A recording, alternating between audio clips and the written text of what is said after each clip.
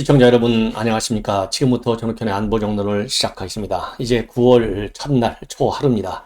9월달 여러 가지로 이제 일정이 많아요. 특히 이제 추석이 있기 때문에 정말로 우리 윤석열 대통령에게 그리고 우리 국민 모두에게도 상당히 중요한 한 달이 아닌가. 왜냐면요, 추석 민심의 흐름이 말이죠. 윤석열 대통령이 지금 이제 바닥 지지율을 다지고 이제 상승 국면으로 본격적으로 진입을 하느냐, 아니면은 적당하게 여기서 또 횡보 국면으로 가느냐. 이 변화의 모멘텀이 바로 추석 때 오게 되어 있습니다. 그렇기 때문에 윤석열 대통령이요, 지금 많은 노력을 하고 있어요. 자, 일면에서 인사 개편, 그 다음에 조직 개편도 하고 있고, 오늘 보도를 보면 윤석열 대통령 스스로도 굉장히 달라지고 있다. 이런 보도가 나오고 있고요. 그 다음에는 장제원 의원이 어제 전격적으로 백의 종군을 선언했는데, 이게 정말로 끝까지 가는 백의 종군이냐, 아니면은 전략적으로 일단 후퇴하고 보는 거냐. 그리고 윤석열 대통령 이 윤핵관들의 최근, 왜냐면요, 이 권성동 원내대표도 내가 비대위를 만들고 나면은 내가 알아서 내 스스로 거취를 정하겠다라고 얘기를 했지 않습니까? 자, 그리고 장제원은 이미 나는 모든 공직을 받지 않겠다 이렇게 선언했거든요. 이것이 과연 이 전략적 후퇴인지, 아니면 그게 아니고 정말로 백의 종군을 하겠다는 것인지, 그러면 왜 이러한 현상이 나타나고 있는지, 과연 윤석열 대통령은 이 윤핵관들을 챙기겠다는 의사가 있는 건지, 아니면 정말 불만이 많고 실망한 건지, 여기에 대한 또 이 분석을 제가 해 드리도록 하겠습니다. 자, 그리고 말이죠. 그리고 또 하나는 지금 이제 안철수 의원이 이제 왕성하게 또 방송 출연을 많이 하는 것 같아요. 그래서 안철수 의원이 최근에 지금과 같이 비대위로 계속 가는 것은 위험하다. 그러니까 최고위를 복원하자. 그리고 권성동 원내대표는 사퇴가 맞다. 이렇게 발언을 해가지고요. 조금, 이 김기현, 지금 의원 같은 경우 상당히 반발을 하고 있고요. 뭐 당연하겠죠. 둘이 상당히 경쟁적인 관계가 있으니까. 그래서 여기에 대한 또 진중권 교수의 평가도 한번 들어보도록 하겠습니다. 자, 이러한 큰 흐름을 가지고 말씀을 드리겠는데, 우선요, 대통령실 먼저 얘기를 하고, 그 다음에 당내 사정을 또 얘기를 하고, 그리고 그 다음에 윤석열 대통령이 말하자면, 이 윤핵관들을 정말 버린 건지 안 버린 건지, 그리고 이 장제원 의원은 왜 갑자기 그런 입장에 극적인 변화가 나온 건지, 이런 거를 분석해 드리겠습니다. 이런 거를 분석해 드리기 전에 말이죠. 우선 여론조사, 지금 바로 방금 전에 보도가 됐는데요. 여러분들 제가 선거 때는 자주 보도해 드렸어요. 왜냐하면 매주 나왔으니까. 바로 데일리라고 하는 인터넷 매체에서 여론조사 기관인 여론조사 공정을 통해서 주로 여론조사를 하는데요. 최근 2주 만에 지난 8월 3주, 그러니까 7월 달부터 매주가 아니고 여기는 격주로 여론조사를 하는데요. 2주 만에 이런 여론조사의 결과를 보면 확실한 반등 국면으로 돌아섰다. 그래서 3주 차에 31.3에서요. 35.6으로 긍정평가율이 4.3%가 늘어났고요. 부정평가율은 67에서 정점을 찍고 61.9. 그래서 5.1%나 빠졌어요.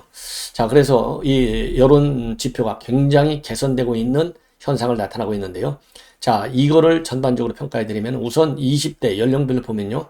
20대에서 이 긍정평가가 제일 낮습니다. 왜냐하면 20대는 지금 이준석이가 계속 껴안고 나가잖아요. 끼고 돌아가다 보니까 여전히 20대는 이준석 쪽에 이 신뢰가 더 큰 것 같아요. 그래서 긍정평가가 25.1로 제일 낮고요. 그 다음에 40대, 50대 순으로 낮아요.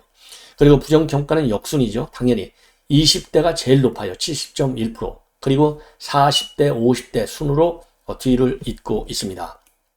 자, 그래서요, 지금 이제 여론조사를 보면 연령별로는 그렇게 나타나고 있고요. 그 다음에 지역별 여론 지형에 상당한 변화가 지금 나타나고 있는데요. TK 지역과 PK 지역, 특히 PK 지역에서 대대적으로 상승했습니다. 3주 차에 비해서 17.3%나 상승해서 51.7이 됐고요. TK 지역에서는 6.3%가 올라서 49.1%로 상승폭, 긍정평가가 높아요. 자, 그리고 말이죠. 그리고 서울 지역에서도 굉장히 높습니다. 자, 서울 지역에서는 긍정평가가 말이죠. 39.9%로 거의 40%에 육박하고 있습니다. 8.1%가 높아졌습니다. 자, 그리고 나머지 이제 경기, 인천, 충청도, 강원도, 제주는 비슷하게 나타나고 있고요.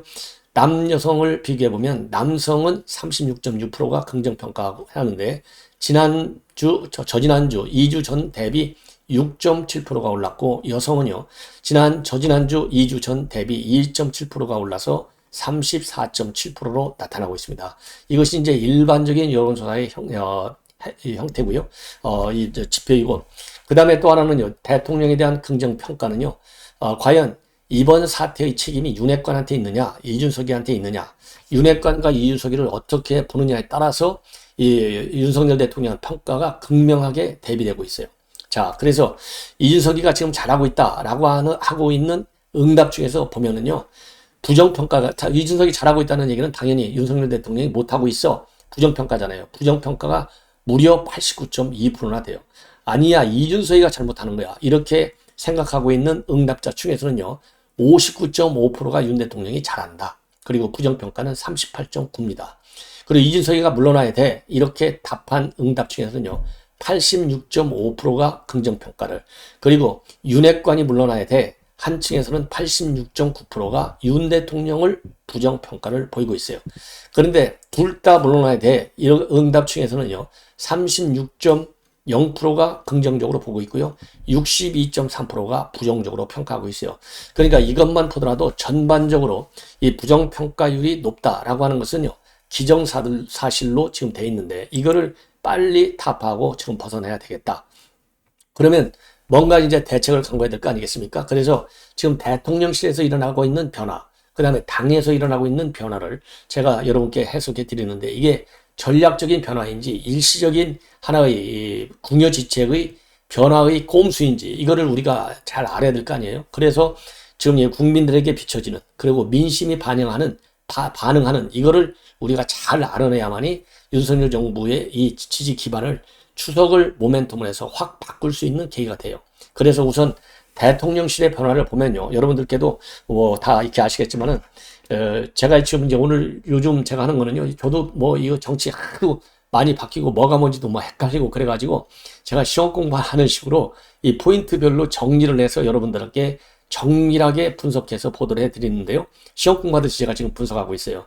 그래서 대통령실의 변화는 첫째가 조직 개편. 조직 개편은 끝났잖아요. 정무기획수석, 이 정책기획수석실을 만들었지 않습니까? 이관섭 전 산업부 차관, 무역협회 부회장, 이 사람을 갖다가 앉혔고, 그 다음에 조직 개편은 이제 그걸로 끝났어요.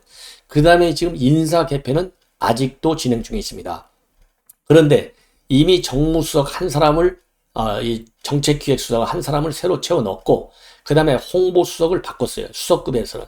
이걸로 일단은 마무리된 것 같은데, 지금 언론 보도를 면밀히 보면, 행간해 보면 아니올시다.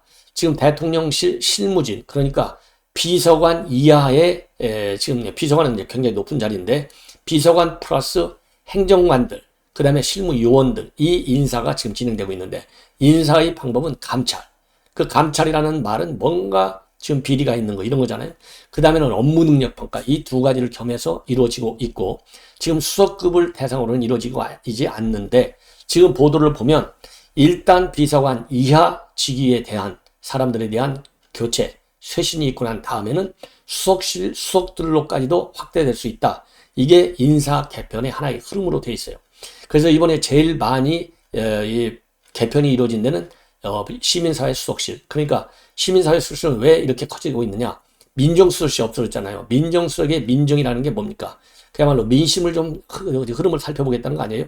그래서 시민사회 수석실에는 5명의 비서관을 줄 정도로 굉장히 비대한 그런 구조를 가지고 있는데, 인프라를 가지고 있는데, 여기에서 5명이 잘려나갔어요. 그리고 일반 행정관들도 몇 명이 또 잘려나가고, 그리고 또 보안 누설이 돼. 이런 문제점 때문에 지금 시민사회 수석실 개편이 대대적으로 이루어지고 있고, 그러다 보니까 오히려 비서관 수를 좀 줄여야 된다. 이런 얘기까지 나오고 있다고 하고요. 정무수석실의 경우에는 1, 2 비서관이 전부 다 나갔어요. 자진 사퇴 형식이지만은 잘려나갔다. 경질성이 강하다. 이렇게 보고 있습니다. 예. 제가 보기에도 이건 경질성이에요. 그래서 이제 인사 개편이 지금 되고 있고, 시간이 흐르면 보도를 따르면은 이 정무수석과 그 다음에 시민사회 수석도 어떻게 될지 모른다. 이런 보도들이 지금 이제 자꾸 이제 나오고 있는 상황입니다. 그러면은 이제 이러한 인사 개편에서요, 중요한 대목 중에 하나가 정무1은 여당을 담당하고요, 정무2는 야당을 담당하는데, 현재 거론되는 사람 중에 정무1은 내정이 됐다. 어제까지만 하도요, 유력하게 검토가 된다 그랬는데, 오늘 보도를 보니까 내정이 됐다. 이렇게 월간 조선에서 최초 보도를 하고 있어요. 누구냐? 장경상 국가경영연구원 사무국장이다. 이렇게 돼 있어요. 여러분도 생소하고 저도 생소한데 최근에 이제 언론에 많이 나오는데요. 그럼 장국장이라는 사람은 장경상이라는 사람은 도대체 어떤 사람이길래 이렇게 맨 먼저 내정이 됐느냐? 그래서 이 우선 커리어 이 스펙을 좀 여러분께 말씀을 드리겠는데 이 사람의 특성 우선 전략가라 이런 것이 이제 공통이에요. 그 다음에 전략가인데 그냥 전략가 좋은 점만 가지고 따지는 전략가가 아니라 자기 윗사람에 대해서도 쓴소리를 마다하지 않는 미스터 쓴소리다 이거예요. 그런 전략가다. 그 다음에는요. 네트워킹이 굉장히 강한 사람이다. 이러한 평가를 내놓고 있습니다. 자, 그러면은 이 장경상 사무국장 내정자라고 하는데요. 이분은 어떤 이 정치적인 이력을 갖고 있느냐. 우선 우리 새누리당의 당직자 출신이고요. 그 다음에 대통령실과의 관계에서는 2012년도 박근혜 대통령 때 기획수석실에서 선임 행정관을 지냈고 박근혜 캠프에서 전략기획팀장을 지냈습니다. 그리고 박근혜 정부 최경환 장관 밑에서 정책보좌관을 했어요. 그리고요 경기도 김문수 지사 밑에서 또 정책보좌관을 했습니다. 그리고 학위는요 문학 박사 학위를 가지고 있는 사람이고요. 그리고 이제 한 가지는 또 윤희숙 전 의원의 제부다 이렇게 알려지고 있고 박근혜 이분은요 이 학력은 출신은 강원도 고성 출신이고요. 강릉고등학교에 서강대학교를 나왔어요. 그래서 이 박근혜 전 대통령 같은 서강대 출신인데 청와대에서 당시 십상시로 불리운 사람 중에 한 명으로 알려져 있습니다. 예. 자, 그래서요. 이 정도의 이제 스펙을 갖고 있는 사람이라서 이 전략적인 측면에서 그다음에 이제 쓴소리도 마다하지 않는다. 이런 측면에서 일약 발탁이 된 거 아니냐. 이런 보도가 나오고 있고요. 최근에도 미스터 쓴소리답게 지난 8월 7일 날 인터넷 언론에다가 장경상 칼럼 윤 대통령 바뀔까 이러한 이 칼럼을 썼다고 합니다. 그래서 이 윤 대통령 바뀔까 내 갈래 이 길 이런 제목의 칼럼을 썼는데요. 이 칼럼의 핵심은 뭐냐면 대통령이 이 위기를 대수롭게 여기지 않고 외면한다. 그러면은 취임 선서에 반하는 직무유기다. 이러한 입장문을 실었고요. 그리고 지금 윤 대통령이 싸울 상대는 국민이 아니야. 그거는 대통령 본인이야. 이렇게 해서 또 직격탄을 가하는. 그래서 쓴소리를 마다하지 않는 것이 큰 장기랄까요? 무기랄까요? 특성이랄까? 이런 이 성향을 가지고 있는 그런 사람이라고 지금 알려져 있습니다. 그래서 조직 개편과 이제 인사 개편 이렇게 해서 대통령실이 달라지고 있다 이겁니다. 그런데 문제는 뭐냐? 이렇게 해서 비서관 이하를 주로 지금 감찰 대상, 그다음에 업무 능력 평가의 대상으로 하면서 많게는요. 지금 한 420명 정도에서 350명 정도에서 420명 정도로 지금 늘어났는데 한 10여 프로, 20여 프로에 해당되는 80명 정도까지 개편이 된다라는 보도까지 나오고 있을 정도로 찬바람이 휘휘 불고 그야말로 아침에 출근해서 밤새 아무 일이 없었느냐 묻기도 어려울 정도로 아주 찬바람이 아주 쌩쌩 불고 있다고 합니다. 자, 그러다 보니까 반발기류.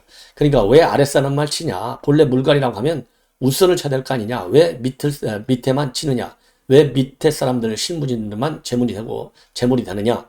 이렇게 해가지고 무슨 인적 쇄신한다고 할 수 있겠느냐? 이러한 불만이 쌓이고 있다. 그런데 왜 그러면 이 밑에 사람들이 많이 있느냐? 조금 전에도 말씀을 드렸듯이 보안 문제 때문에 작용하고요. 보안 문제 때문이 이제 큰 이유 중에 하나고요. 그러다 보니까 기자들하고는 통화하지 말라. 기자 접촉 금지령도 떨어졌다고 합니다. 그래서 지금 대통령실 안에서는요.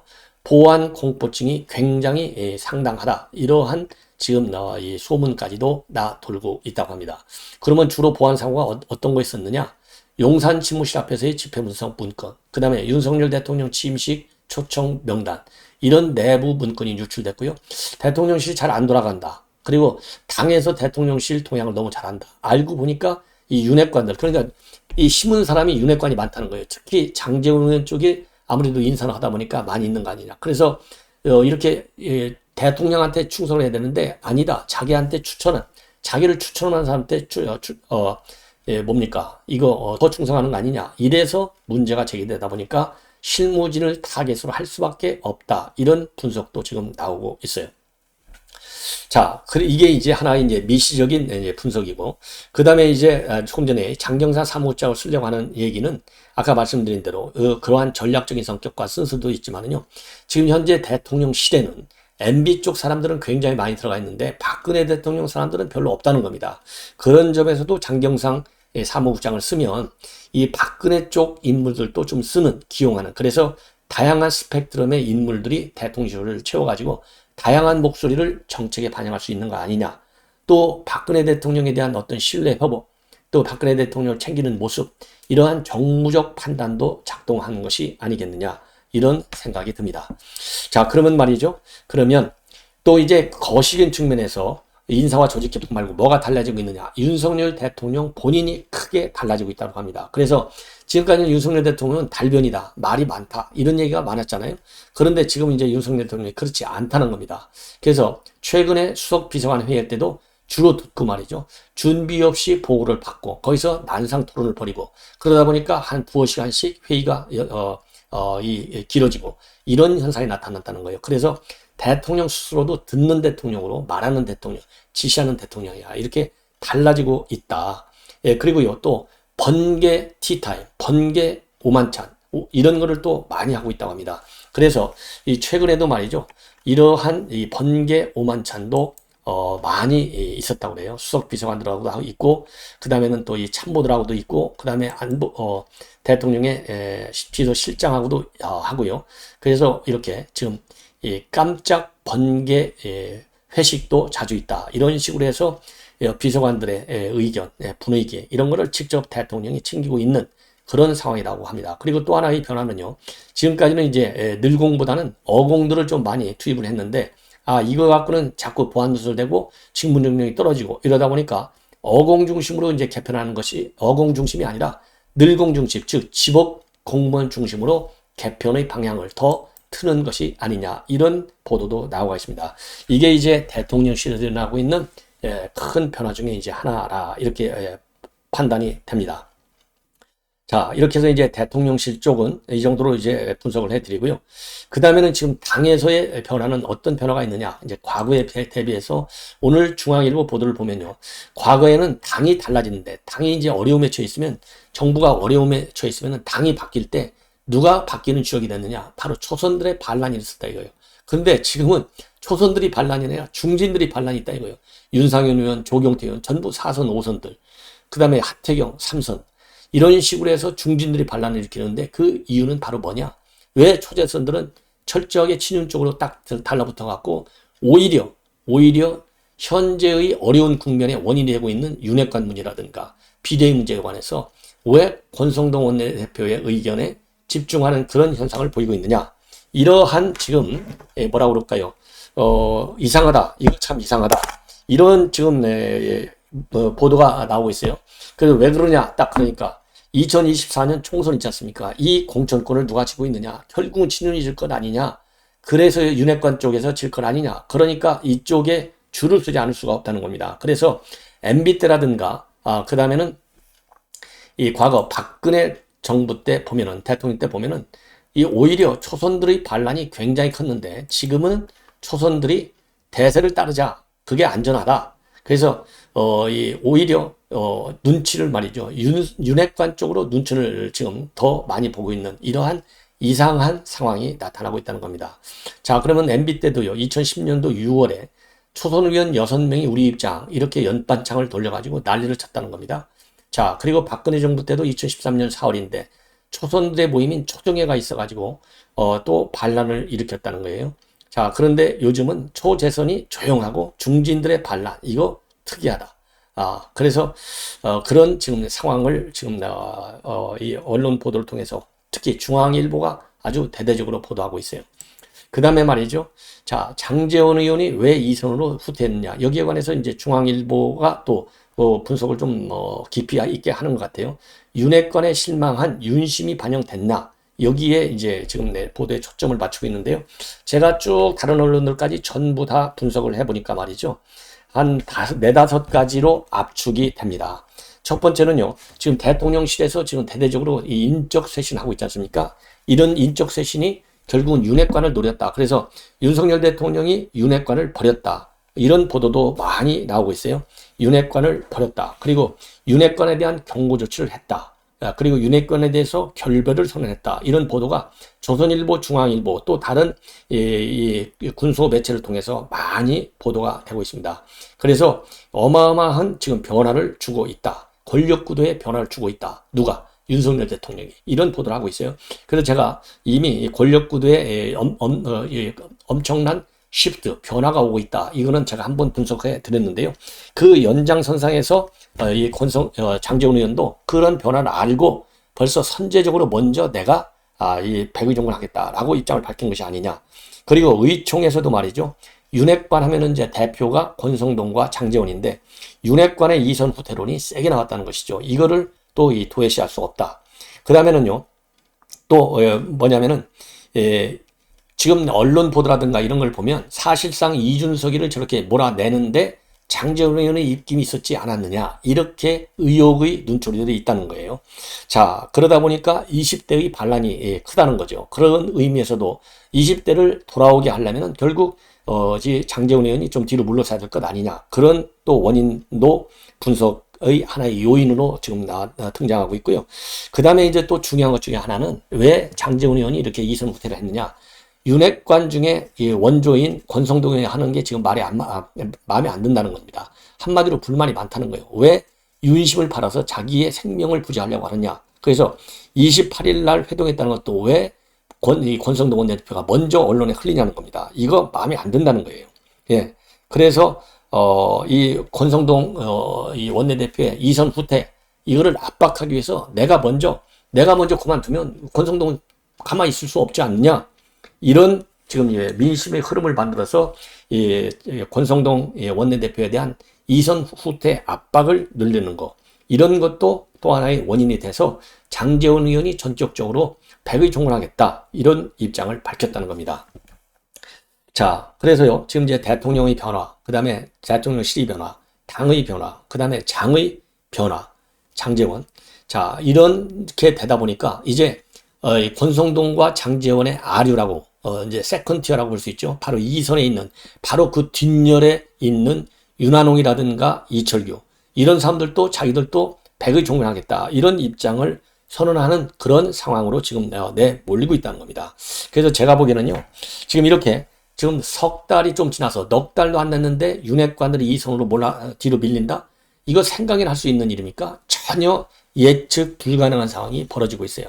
그래서 일각에서는 전략적 후퇴냐 아니면 정말 백의종군이냐 이렇게 양자택일식의 언론 보도들이 많은 것 같은데 제가 보기에는 지금 양자택일할 때가 아니다. 지금 이 어려운 국면을 일단 벗어나고 보려면 지금 언론 지형에서도 윤핵관에 대한 비판적 언론 보도가 세듯이 일단 뒤로 물러나라. 그래서 현재로서는 전략적 후퇴로 저는 보입니다. 그러나 이게 장기적으로 백의종군으로 갈 수 있느냐 없느냐 이거는요 두 개가 다 반영됐다고 봐요.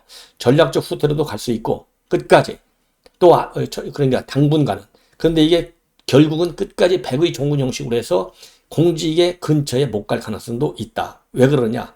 조금 전에 말씀을 드린 대로 이 상황을 아무도 예측 못했듯이 민심의 흐름을 어느 누구도 지금 정확하게 예단하기가 어려울 정도로 국정이 굉장히 지금 꼬여 있다. 왜? 정권 교체는 대통령은 됐는데 대통령 밑에 있는 정부, 기관들, 그 다음에 공공기관들 여기에 대해서는 정권 교체가 전혀 안 되고 있어요. 왜? 앓았기 때문에.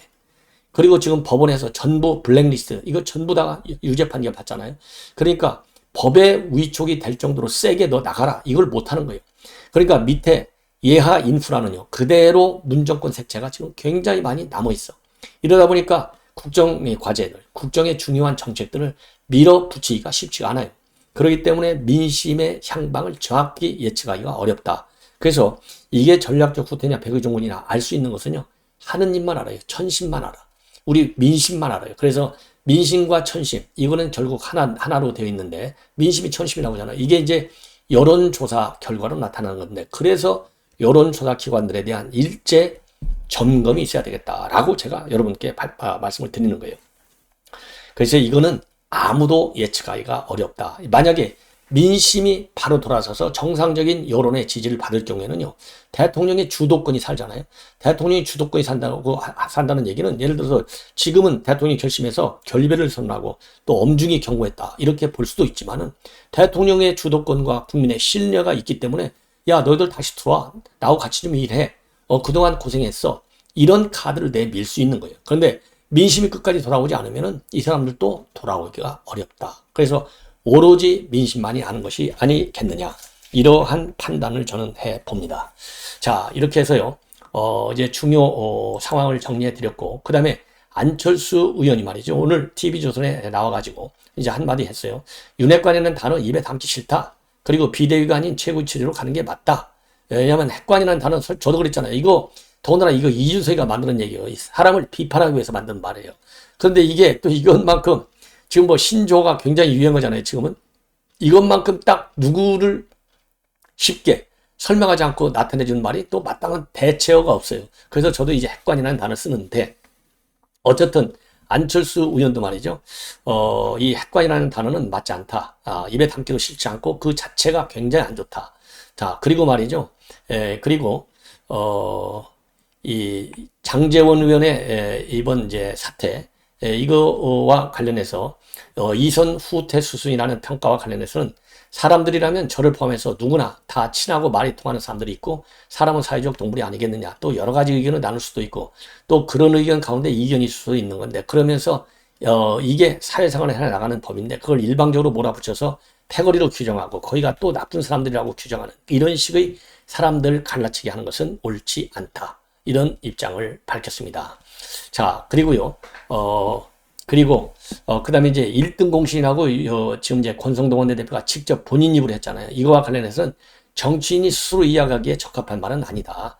저는 제 입으로 그런 비슷한 말을 한 적이 없다. 그리고 지금은 비대위 출범과 관련해서 누가 잘못이다. 누가 누구 편이다. 이런 이야기가 나오지 않았으면 좋겠고 모두 이 사태를 해결하고 싶어하고 책임 있는 여당으로 민생 문제를 해결해야 한다는 마음은 똑같다. 그리고 방법론에 대한 이견뿐인데 비대위 체제를 존속하기 위해서 우리 당원 단계를 거쳐서 다시 비대위로 하자. 이런 안이 있고 또 하나는 최고위로 바로 가자.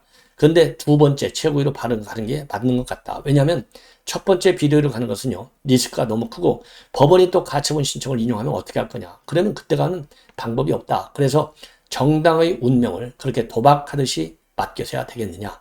그리고 전당대회가 내년 1월에 개최한다면 이준석 대표가 재출마할 수 있을 것 같냐는 질문에 대해서는요. 모든 것은 당의 지도부가 결정하는 건 아니다. 당원과 국민이 결정하는 것 아니겠냐. 그래서 당원과 국민으로부터 민심이 떠난 사람은 출마할 수 없다. 선출될 수 없다. 이런 입장을 내놓고 있습니다. 그리고요. 정치인들은 여러 가지 고민이 되는 부분에 대해서는 항상 판단을 내려야 하고 지금 상태에서 윤석열 정부 성공을 위해서 그렇게 내려놓는 것이 훨씬 더 도움이 되겠다. 이런 판단 때문에 이 임명직을 맡지 않겠다. 장제원 의원이 얘기한 것 아니냐. 이런 언급을 하고 있고요. 자, 그리고요. 윤석열 대통령과 이제 공동정부 운영을 약속했는데 요새 당내 문제 가지고 상의하냐. 이런 질문에 관해서는 본인이 먼저 연락을 드려서 물어보지는 않는다. 대통령께서는 국정에 집중하셔야 하니까 저는 그렇게 할 수 있도록 해드리는 게 도와드리는 것이라고 생각한다. 그리고 개인 입장으로는 제가 윤석열 정부에 책임 있는 사람이고 누구보다도 윤석열 정부 성공이 절박한 사람이다. 따라서 저는 개인적인 이익 전혀 생각하지 않고 있고 민심에 따른 의견을 말씀드리고 있다. 이러한 입장문을 내놨는데요. 참 올바른 얘기가 아닌가 이렇게 생각이 듭니다. 그리고 진중권 교수는 왜 안철수 의원이 이렇게 입장을 바꿨느냐? 그거는 어쩔 수 없다. 어쩔 수 없다. 그 왜 어쩔 수 없느냐? 지금 이제 분위기가 싹 다 바뀌니까. 그리고 이제 윤핵관도 욕을 많이 먹고 있는 거 아니냐? 그래서 이준석만이 아니라 윤핵관도 정치를 타격이 굉장히 크게 입었는데 이런 상황 속에서 윤핵관과 한 몸이라는 걸 보여줄 굳이 필요가 있겠느냐? 없다는 겁니다. 그래서 안철수 의원도 윤핵관에 몸을 실어주기는 명분이 너무나 지금 달린다. 그것이 자신의 정치적 미래라든가 장래에 도움이 전혀 안 될 것이고 여기서 적절하게 원칙적으로 돌아가는 원칙적인 입장으로 돌아가는 것이 정치적으로 올바른 판단이라고 진중권 교수도 보고 있어요. 그래서 한마디로 인해서 본인이 상황이 바뀐다면 이렇게 가볍게 입장을 정하지를 못할 것 같고 이미 상황 정리가 끝났기 때문에 윤핵관과 한 몸이라는 걸 보여줌으로써 이미지에 먹칠하는 것보다는 차라리 약간 거리를 두는 게 낫지 않나라고 판단을 한 것 같다라고 밝히고 있습니다. 참고로 안철수 의원은요, 지난 29일 날 페북에서는 새 비대위 구성에 반대하고 원내대표 사퇴를 요구하고 있습니다. 그리고 31일 어제 CBS 라디오 인터뷰에서는요, 이준석의 추가 징계를 반대하고 차기 전당대 출마도 가능하다. 이러한 입장을 내놓은 바 있습니다. 시청자 여러분, 이것으로 오늘 첫 방송을 마치겠습니다. 잠시 후에요, 다시 제 2부 방송을 시작하겠습니다. 시청자 여러분들께서 많이 시청해 주시면 대단히 고맙겠습니다. 감사합니다.